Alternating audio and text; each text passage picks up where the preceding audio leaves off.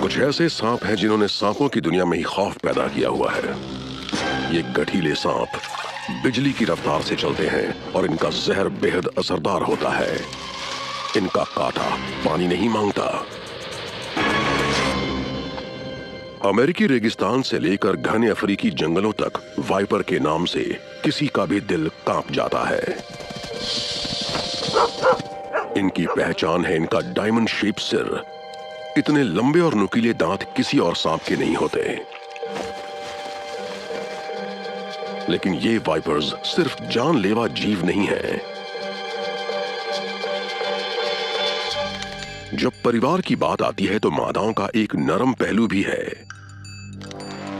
Thelma, velvet और नाला ये तीनों अलग अलग प्रजाति की मादाएं हैं, लेकिन इनमें एक बात समान है और वो है इनकी मैटरनल इंस्टिंक्ट्स। पर क्या सिर्फ यही बात इन्हें अस्तित्व की लड़ाई में विजेता बनाती है? आइए लैब में चलकर इनके जहर और उसके प्रभाव पर प्रयोग करते हैं। इन वाइपर्स की शारीरिक रचना पर नजर डालते हैं और जानते हैं कितना रोचक जीवन है इन वाइपर क्वींस का।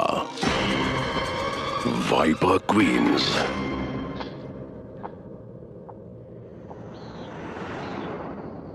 कुछ कीड़ों को नए जीवन की गंध महसूस हो गई है।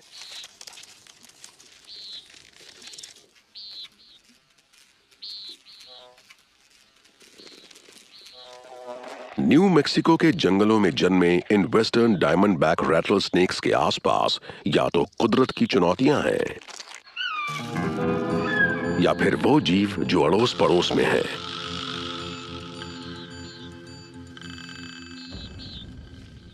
एक मिनट पहले जन्मे इन नवजातों ने जीवन की लड़ाई शुरू कर दी है।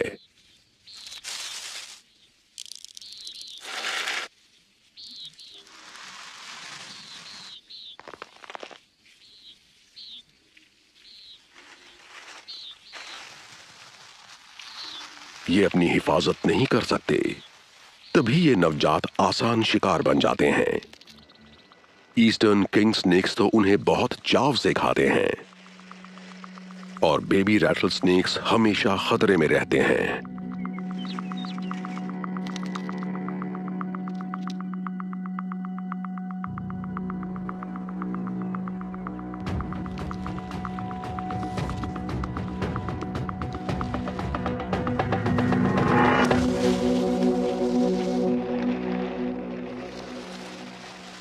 थेल्मा ने दुश्मनों को बता दिया है कि वो आसपास है।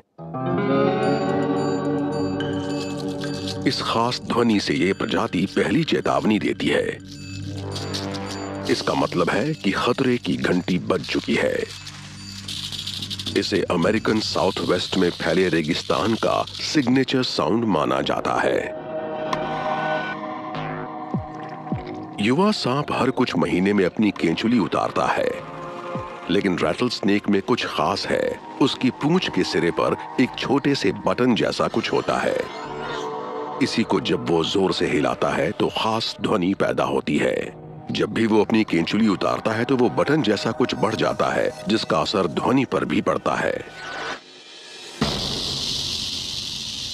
2000 साइकिल्स पर सेकंड पर ऑपरेट करने वाली इनकी शेकर मसल्स किसी को भी हैरानी में डाल देंगी। एक दिलचस्प बात और है, ये मसल्स कभी थकती नहीं हैं और ये सिर्फ अपनी फुल कैपेसिटी पर काम करती हैं, ना ऊपर ना नीचे। इसी तरह का मसल कंट्रोल थेल्मा को उसके अफ्रीकन कजन से जोड़ता है, लेकिन बिल्कुल विपरीत तरीके से।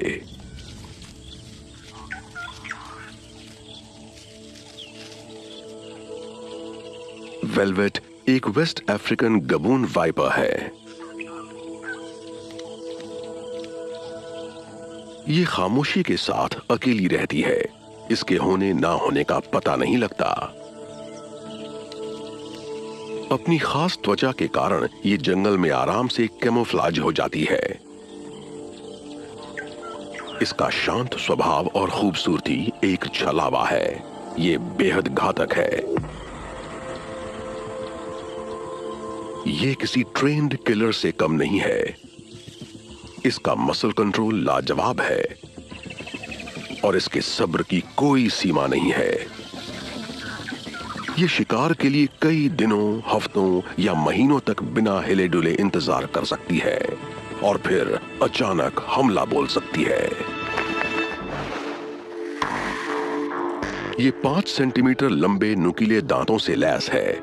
किसी और वाइपर के न तो इतने लंबे दांत होते हैं और न ही कोई और प्रजाति इतनी बड़ी और भारी भरकम होती है।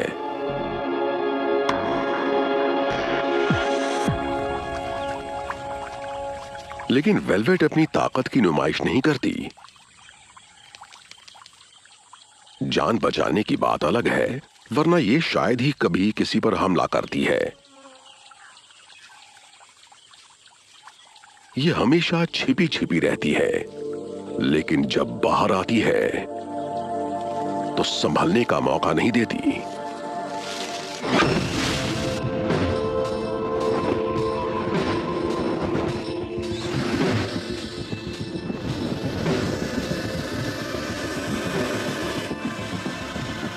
बेशक वेलवेट और थेल्मा अलग अलग कॉन्टिनेंट्स पर रहती हैं, लेकिन दोनों अस्तित्व की लड़ाई लड़ रही हैं और अपने परिवार को बढ़ाना चाहती हैं।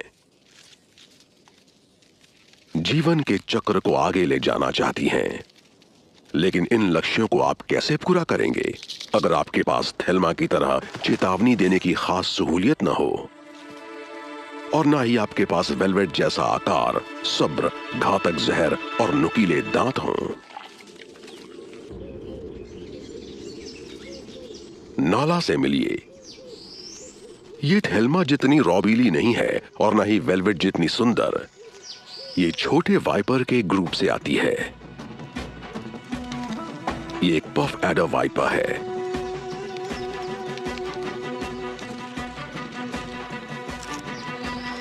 आकार छोटा होने के बावजूद ये प्रजाति अपने शिकार पर बहुत भारी पड़ती है। ये अफ्रीका से लेकर दक्षिणी अरब तक पाए जाते हैं। वाइपर की कोई और प्रजाति इतने बड़े इलाके में नहीं फैली।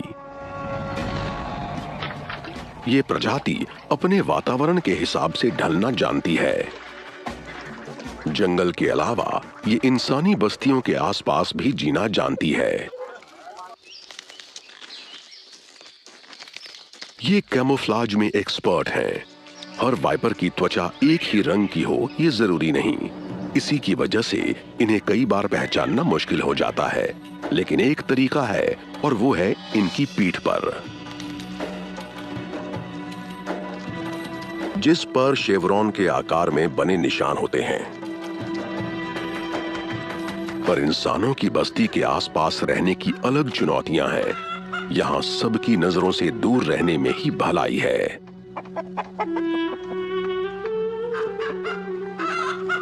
वेलवेट किसी का शिकार बने उसकी संभावना बहुत कम है। इंसानों से तो उसका कम ही वास्ता पड़ता है।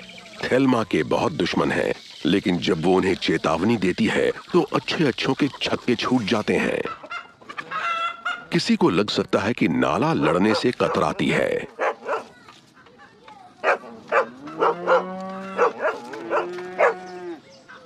ये खतरे का सामना अलग तरह से करती है। ये छिपने की जगह ढूंढ लेती है। पर अगर उससे बात नहीं बनती तो ये हमला करने में कोई संकोच नहीं करती।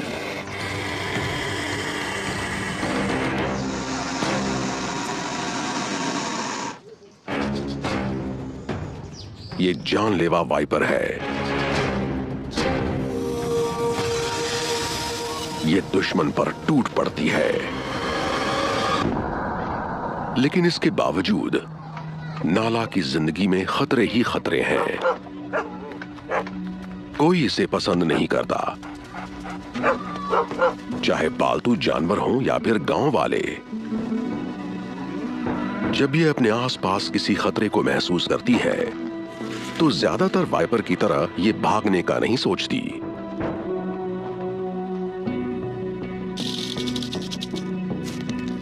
इसकी यही कोशिश होती है कि किसी की नजर में ना आए। ये हिलना डुलना बंद कर देती है, माहौल में खुद को कैमोफ्लाज कर लेती है और खतरे के टल जाने का इंतजार करती है। लेकिन अगर किसी नए खतरे ने सिर उठाया तो, और वो भी ऐसा जो उसे सूंघ कर ढूंढ सकता हो।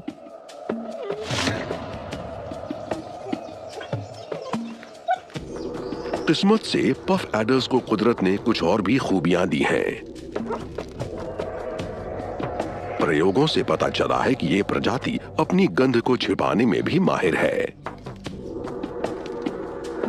इस काम को ये अंजाम देती है अपने मेटाबॉलिज्म को धीमा करके और अपने बदन के तापमान को बदलकर।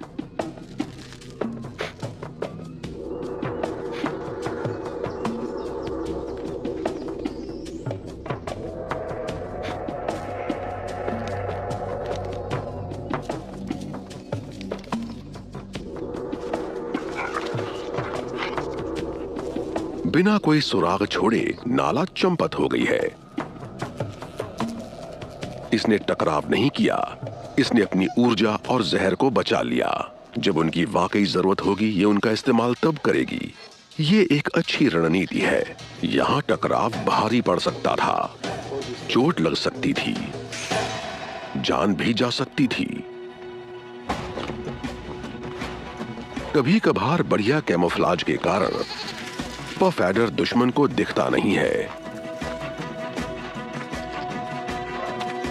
और वो उसके कुछ ज्यादा ही करीब आ जाता है। ऐसे में वो वाइपर अटैक का शिकार हो जाता है। पफ एडर का हमला जबरदस्त और जानलेवा होता है। इसके काटने से हर साल बहुत लोग मरते हैं। तभी इसकी इतनी नेगेटिव इमेज है। लेकिन वेस्टर्न डायमंडबैक रैटलस्नेक के काटने से मौत लगभग अनसुनी है और वेस्ट अफ्रीकन गबून वाइपर के काटने से किसी की मौत आज तक दर्ज ही नहीं हुई। इन दोनों के मुकाबले नाला यानी पफ एडर बेहद घातक है। पफ एडर अक्सर बस्तियों के करीब रहते हैं क्योंकि यहां उन्हें शिकार मिल जाता है।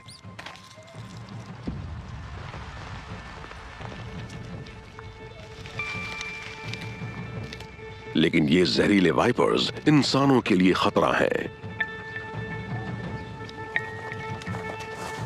ज्यादातर मामलों में ये अपना बचाव करने के लिए ही हमला करते हैं या फिर तब जब ये किसी इंसानी अंग को शिकार समझ बैठते हैं।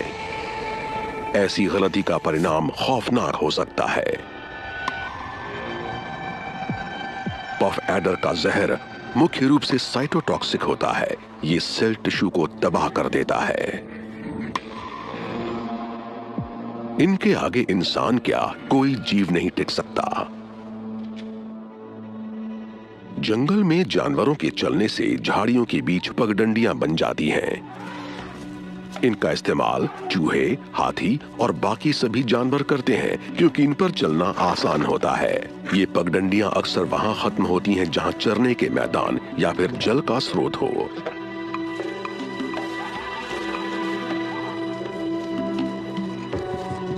ऐसी ही पगडंडियों पर पफ एडर शिकार के लिए घात लगाकर बैठते हैं।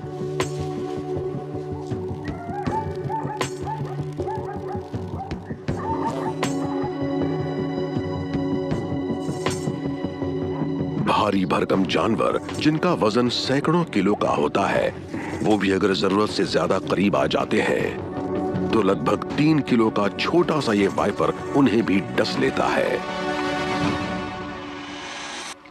कोई सोच भी नहीं सकता कि ये राइनो जैसी मोटी चमड़ी वाले जानवर को भी काट लेते हैं, उसकी त्वचा को भेद सकते हैं। लेकिन ऐसा होता है। अब जैसे इस गेंडे को लीजिए। एक पफ एडर के काटने से इसके पैर में इतना जबरदस्त नेक्रोसिस हो गया कि इसका सारा पैर सड़ गया। इसकी हड्डियां दिखने लगीं और उसके आसपास सड़ते हुए मांस के लोथड़े रह गए। पफ एडर का काटा चलने फिरने लायक नहीं रहता। ऐसे में वो बेचारा खाएगा क्या? सिर्फ यही नहीं, उसे ब्लड पॉइजनिंग हो जाती है। और वो तिल तिल कर मर जाता है। इसी वजह से पफ एडर के काटने का इलाज जल्द से जल्द होना चाहिए। इसके जहर ने बहुत सारे इंसानों की जान ली है। ये viper western diamondback rattle snake और वेस्ट अफ्रीकन गबून वाइपर की तुलना में बहुत ज्यादा खतरनाक है। इसके कई कारण हैं। वेस्टर्न डायमंडबैक रैटल स्नेक का हेमोटॉक्सिक पॉइजन रक्त पर हमला करता है। ये इसके कुदरती शिकार के लिए तो घातक है, लेकिन इंसानों के लिए उतना खतरनाक नहीं है। तभी उसके जहर से इंसानी मौत ना के बराबर होती है। लेकिन पफ एडर्स और गबून वाइपर्स का जहर इंसानों के लिए बेहद घातक है, क्योंकि इसमें साइटोटॉक्सिन्स होते हैं जो टिश्यूज को तबाह कर देते हैं। अगर पफ एडर के जहर की मात्रा कम भी हो तो भी वो गबून वाइपर से ज्यादा असरदार होता है। लेकिन गबून वाइपर के जहर की बनावट ज्यादा जटिल होती है और इसी वजह से ये शरीर की कोशिकाओं पर ज्यादा विनाशकारी असर डालता है। जबकि पफ एडर के काटने से बहुत दर्द, सूजन और स्किन के सेल्स में तबाही का सिलसिला शुरू हो जाता है। इसका जल्द इलाज न होने पर जान भी जा सकती है। लेकिन गबून वाइपर का जहर भी कुछ कम नहीं है। इससे शरीर में छोटे छोटे खून के थक्के बन जाते हैं, जिनकी वजह से ऑर्गन फेल हो सकता है। जहर में मौजूद न्यूरोटॉक्सिन्स नर्वस सिस्टम पर हमला बोलते हैं, माइकोटॉक्सिन्स मस्कुलर टिश्यू पर और कार्डियोटॉक्सिन्स हार्ट पर।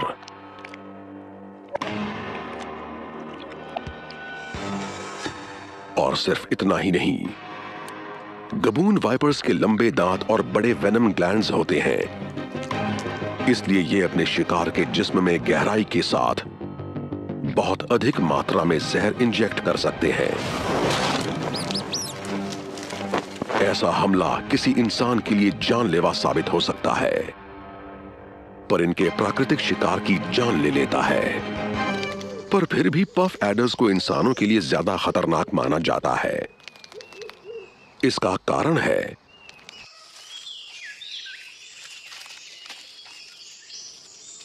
दरअसल गबून वाइपर्स का इंसानों से कम ही वास्ता पड़ता है। वैसे भी इन्हें कोई भी जीव अपना शिकार नहीं बनाता, इसलिए ये आक्रामक नहीं होते।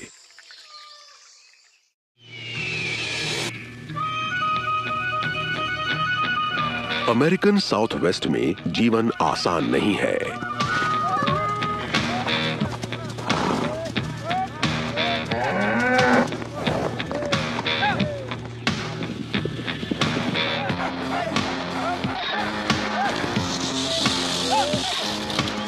इस रैटल स्नेक की चेतावनी बेअसर है।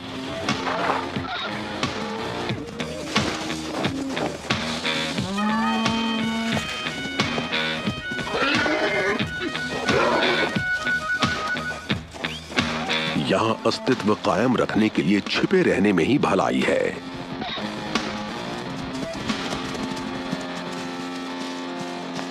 लेकिन ये इतना आसान नहीं है।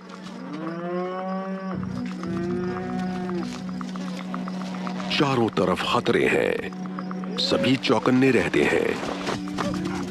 इस male western diamondback rattle snake का नाम है कोडी। इसे कोई पसंद नहीं करता, लेकिन ये फिर भी यहीं रहता है क्योंकि यहां भोजन की कमी नहीं है, और वो भी इसके पसंद का भोजन। इसलिए यहीं रहने में फायदा है, चाहे छिपकर ही क्यों न रहना पड़े।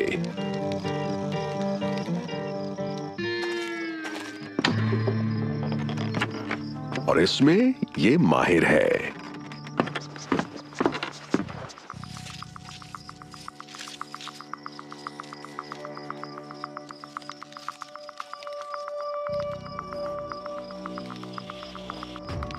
लेकिन सिर्फ यही बात इसे सफल शिकारी नहीं बनाती। अंधेरे में शिकार करना ज्यादा सुरक्षित है।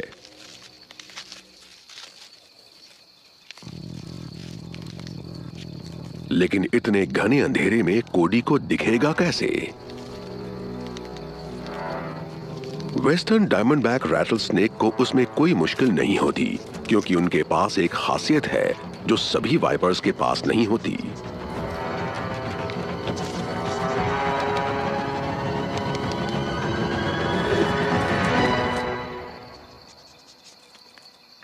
ये है थर्मल इमेजिंग।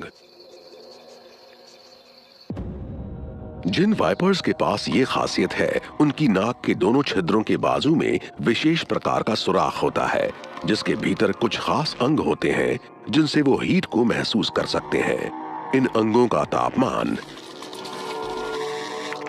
इनके शरीर के बाकी हिस्सों की तुलना में लगभग 36 डिग्री फ़ारेनहाइट कम होता है।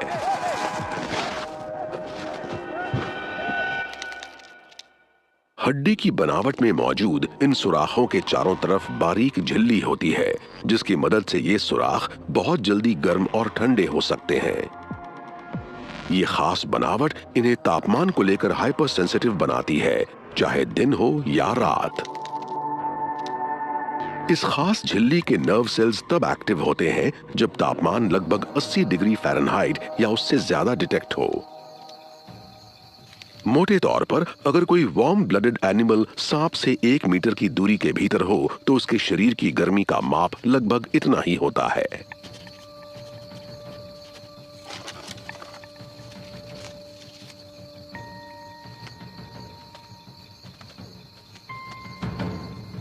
कोडी अपने शिकार को अंधेरे में भी ढूंढ लेता है और शिकार को उसकी मौजूदगी की भनक तक नहीं लगती।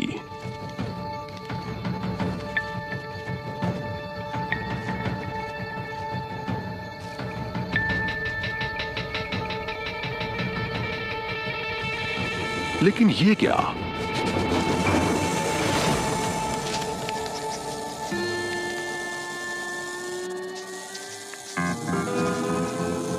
कोडी ये क्या खेल खेल रहा है? शिकार खुद चलकर आ गया है, लेकिन कोडी को कुछ पड़ी ही नहीं है। लेकिन दूसरी तरफ अफ्रीका में नाला ऐसा मौका हाथ से कभी जाने नहीं देगी। उसने बस्ती के पास रहने का फैसला ऐसे ही थोड़ी किया है।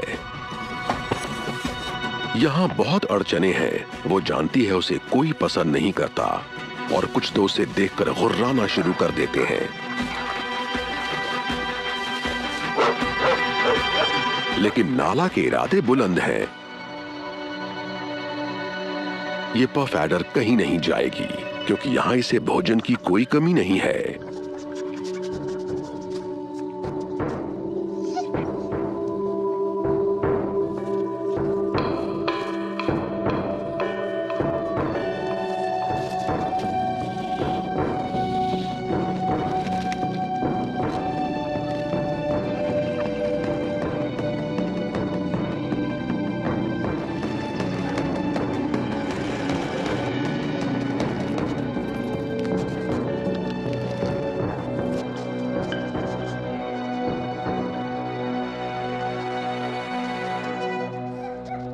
घात लगाने की सही जगह मिल गई।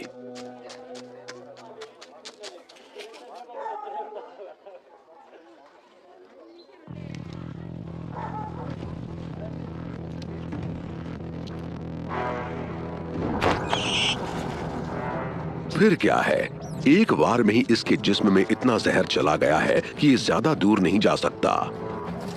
अब तो बस उसके पास जाओ और दावत उड़ाओ।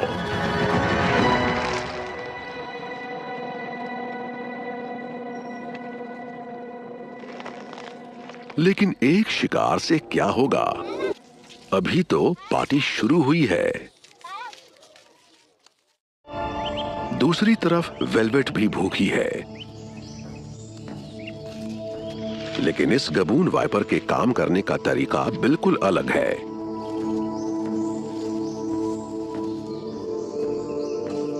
किसी को लग सकता है कि ये निठल्ली बैठी है, लेकिन यही तो इसका खास अंदाज है।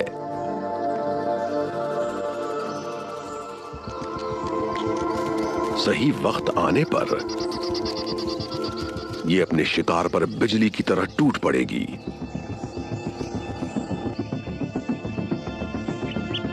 अभी हमला करने में वक्त है।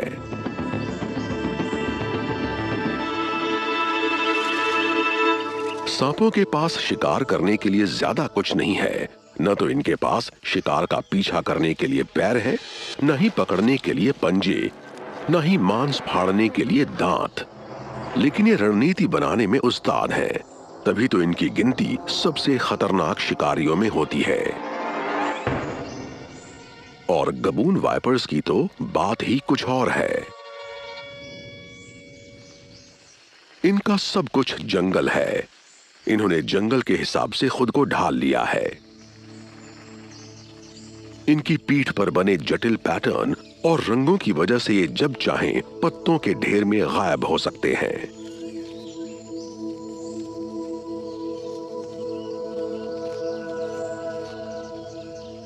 वेलवेट घात लगाकर बैठ गई है। अब ये हिलेगी नहीं। जरा भी हरकत से शिकार को उसके होने का पता लग जाएगा।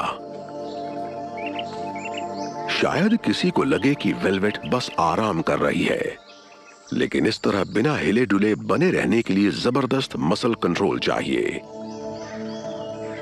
इस प्रक्रिया को एक्टिव स्टिलनेस कहते हैं। घात लगाते वक्त वेलवेट को बिल्कुल स्थिर रहना होगा, लेकिन साथ साथ इसकी मसल्स को किसी भी पल अचानक एक्शन के लिए तैयार भी रहना होगा। ऐसा करने के लिए ऑल्टरनेट मसल बंडल्स या तो एक्टिव या फिर रिलैक्स्ड रहते हैं। ये लगातार रोटेट करते हैं ताकि मसल टोन बना रहे और कोई एक मसल बंडल थके नहीं। इस तरह वेलवेट अपनी ऊर्जा को बचाए रखती है ताकि सही वक्त पर वो जबरदस्त हमला कर सके। वो जानती है कि उसे सिर्फ एक ही मौका मिलेगा। शिकार दोबारा कब आएगा उसमें हफ्तों महीनों लग सकते हैं।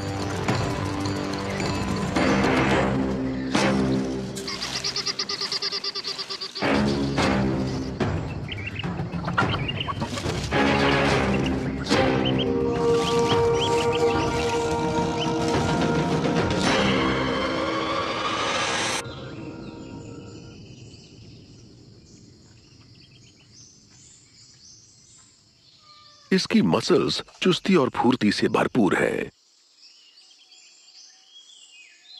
लेकिन मसल्स के अलावा और भी कुछ है जो इसे सफल शिकारी बनाता है। ठीक है, इसके पास हाथ पांव नहीं है, लेकिन कुदरत ने इसे शिकार को चित्त करने के लिए एक बेहद जानलेवा साधन से लैस किया है, और वो है जहर। ये अचूक हथियार है। डसने के बाद या तो शिकार तुरंत मर जाएगा और भागा भी तो ज्यादा दूर नहीं जाएगा। अपने शिकार के जिस्म में जहर को इंजेक्ट करने का इसका एक खास तरीका है। गबून वाइपर से ज्यादा घातक कोई और जीव नहीं है। ये जब काटते हैं तो एक ही बार में 600 मिलीलीटर तक जहर इंजेक्ट कर सकते हैं। वैसे एक इंसान को मारने के लिए सिर्फ 100 मिलीलीटर जहर बहुत होता है।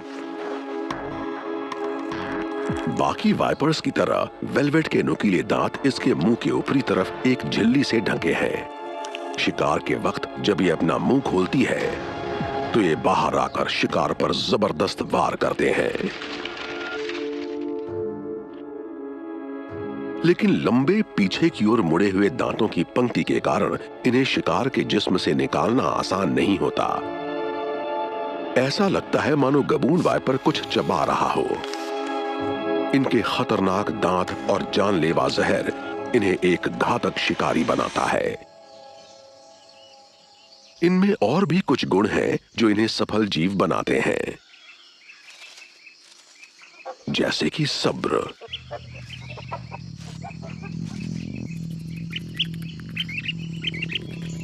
इसके अलावा ये खाने के मामले में चूजी नहीं है।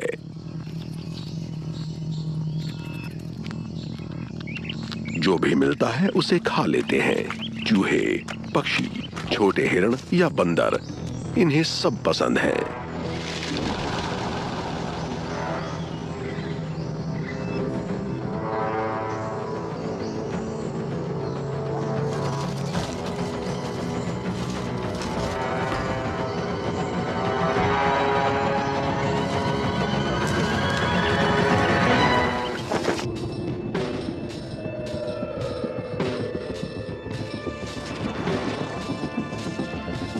सांपों की दुनिया में इसका वार सबसे तेज तो नहीं है, लेकिन 6 मीटर प्रति सेकंड के आसपास की रफ्तार कम नहीं होती।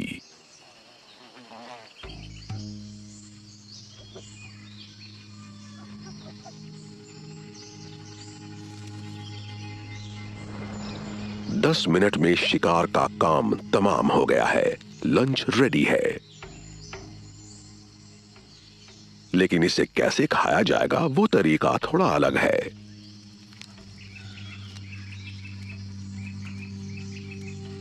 पर हां, खाना कम नहीं पड़ेगा।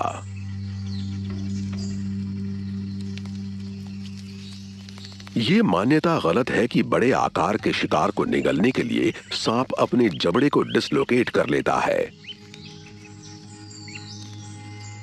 दरअसल उसके जबड़े बेहद लचीले होते हैं। वो हड्डी नहीं, बल्कि लिगामेंट्स, मसल्स और टेंडन से जुड़े होते हैं। इस वजह से सांप अपने जबड़े को स्वतंत्र रूप से हिला सकता है और उसे बड़े से बड़े शिकार को निगलने में ज्यादा मुश्किल नहीं होती।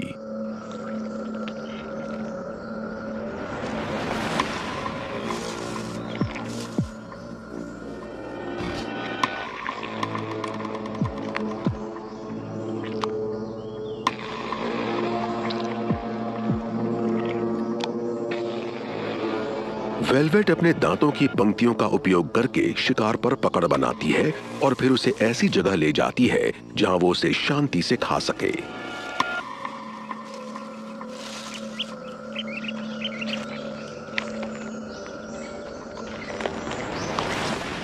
वैसे भी खाने में बहुत वक्त लगने वाला है।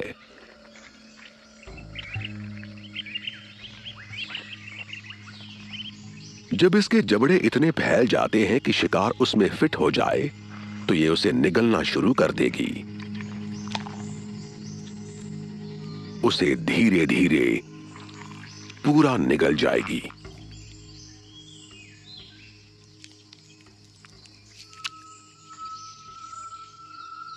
इस बार बहुत बड़ा शिकार पकड़ा है। अब इसे कुछ हफ्तों या शायद महीनों तक खाने की जरूरत नहीं पड़ेगी। यहां खेत में कोडी अभी भी भूखा है।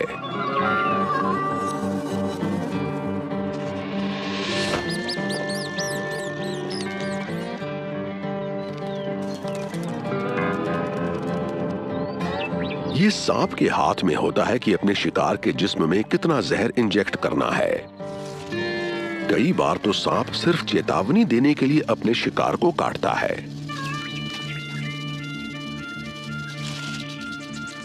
आज इस चूहे के साथ यही हुआ। इसकी किस्मत अच्छी थी। भूखे कोडी ने भोजन का शानदार मौका ऐसे ही नहीं गंवाया।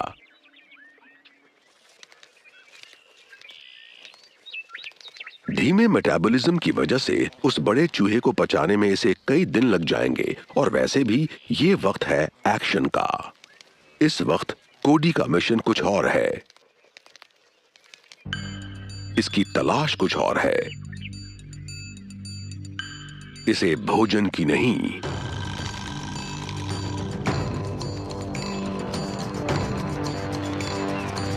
साथी की तलाश है।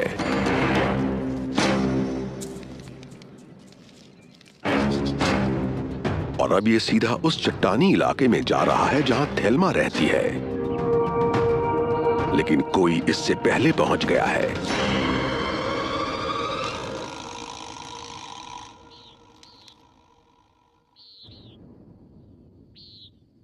थेल्मा के इलाके में पहुंचते ही इसकी सीधी टक्कर होती है एक विशाल गुलाबी रंग के नर के साथ।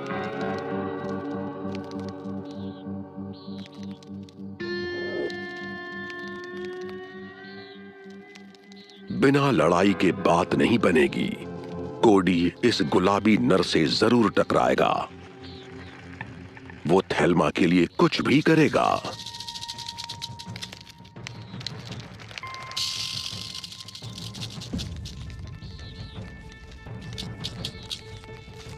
कोडी मानो कुश्ती के मैदान में उतर रहा हो।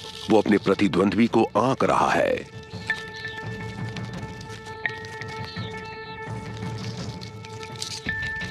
अब देखना यह है कि पहला दांव कौन लगाता है। लड़ाई शुरू हो गई है।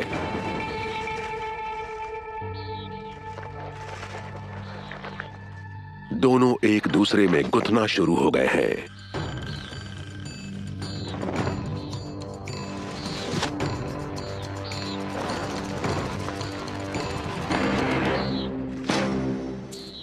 सवाल चित्त करने का नहीं है।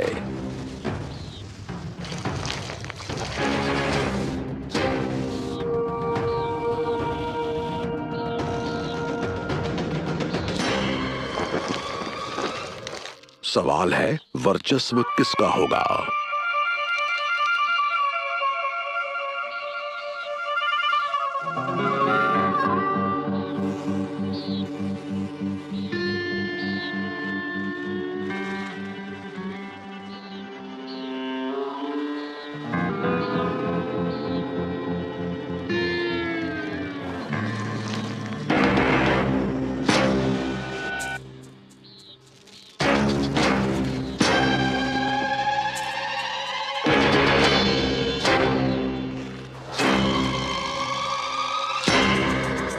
इस शक्ति प्रदर्शन से यह साबित होगा कि कौन ज्यादा ताकतवर है। लेकिन विजेता को चोट नहीं लगनी चाहिए, वरना वो मादा से मिलन कैसे करेगा।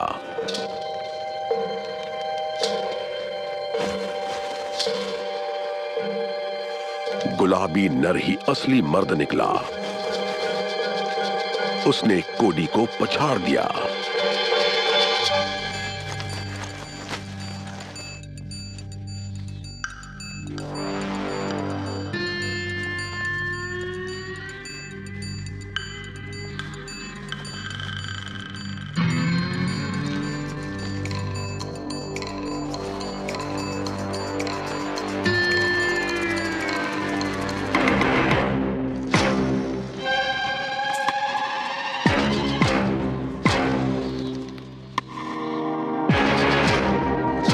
गुलाबी नर ने कोडी को अपने वजन के नीचे दबा दिया है।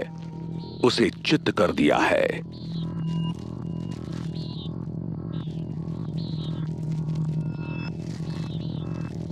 इस हार ने कोडी को मैदान छोड़ने के लिए मजबूर कर दिया है।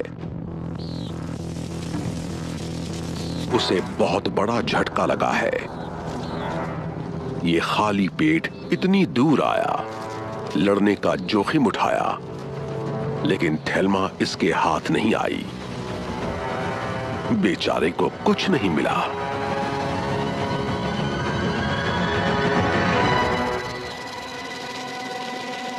पर गुलाबी नर को भी कुछ नहीं मिला।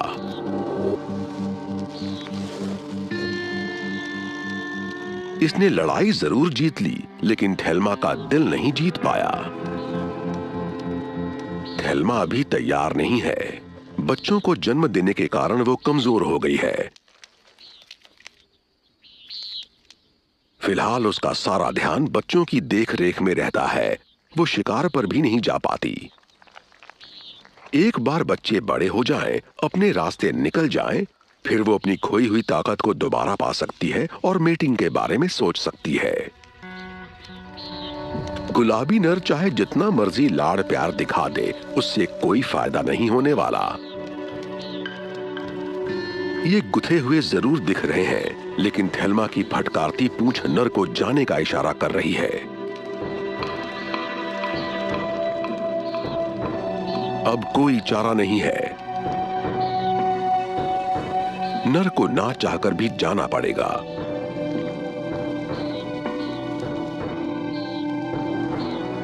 इसे अपनी किस्मत कहीं और आजमानी होगी।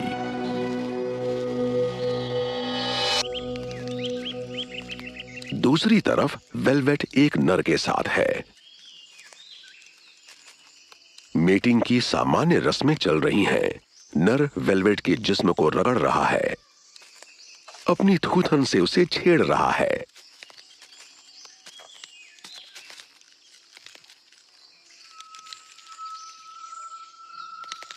फड़फड़ाती जीभ से ये नर वेलवेट के फेरोमोन को चख रहा है। ये आंक रहा है कि क्या वेलवेट मेटिंग के लिए तैयार है।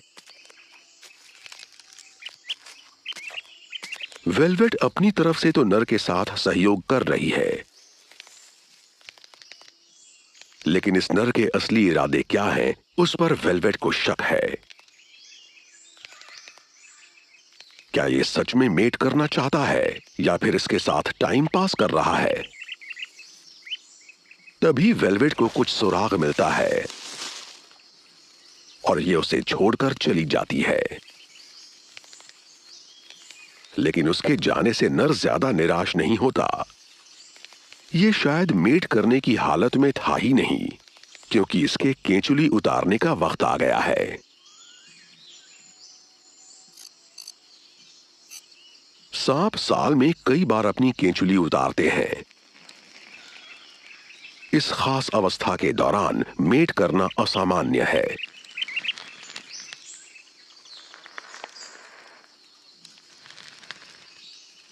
लेकिन अगर नर सच में मेटिंग करना चाहता तो वो वेलवेट को उत्तेजित करता और तब वो अपनी पूंछ को ऊपर उठाती और दोनों मेटिंग करते, जैसे पफ एडर का ये जोड़ा कर रहा है। मीटिंग के दौरान नर ज्यादा एक्टिव रहते हैं। इसकी वजह शायद ये है कि मादा थकावट से बचना चाहती है, क्योंकि मीटिंग की प्रक्रिया कई बार 3 घंटे तक भी चलती है।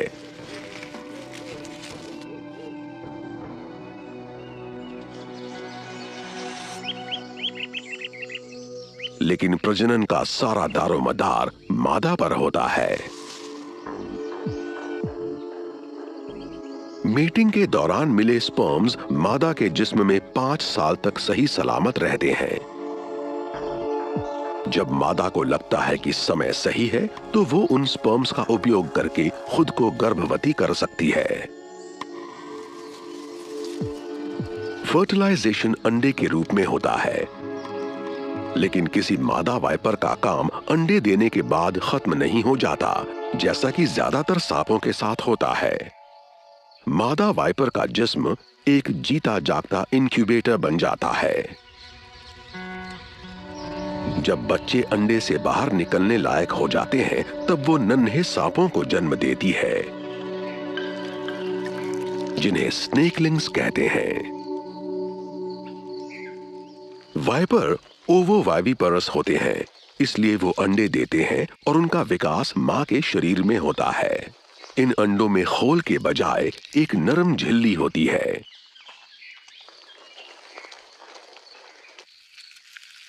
माएं बढ़ते हुए एम्ब्रियोज के साथ पोषक तत्व साझा करती हैं या नहीं, ये कहना मुश्किल है।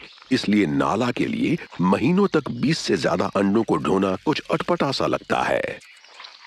लगातार बढ़ते हुए एम्ब्रियोज को ढोने का काम कोई मां ही कर सकती है।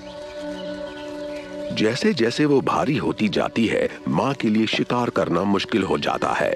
पूरा आहार ना मिलने से कमजोरी आती है, जैसे कि थेल्मा के साथ हुआ था। लेकिन अपने बढ़ते हुए एम्ब्रियोज को ढोकर नाला और थेल्मा ने अपने बच्चों को अस्तित्व और जीवन संघर्ष का बेहतर मौका दिया है।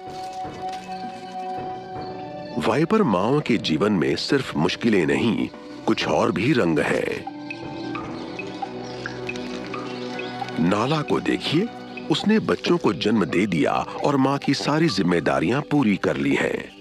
अब न तो उन बच्चों को दूध पिलाना है और न ही उनकी देखभाल करनी है या कोई ट्रेनिंग देनी है। इसके 20 बच्चे हैं, सोचिए इसकी क्या हालत होती अगर इसे ये सब भी करना पड़ता। इसकी और बुरी हालत हो सकती थी, क्योंकि सांप प्रजाति का रिकॉर्ड तो एक बार में 156 बच्चे पैदा करने का है। लगभग 2 हफ्ते के होने के बाद नाला के बच्चे अपनी केंचुली को पहली बार उतारेंगे। फिर सभी अपना अपना रास्ता पकड़ लेंगे।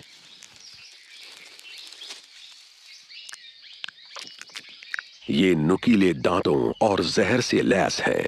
अब इन्हें किसी की जरूरत नहीं है, ये अपने दम पर जिंदा रह सकते हैं। जंगल में अस्तित्व बनाए रखने के लिए हर पल लड़ना पड़ता है और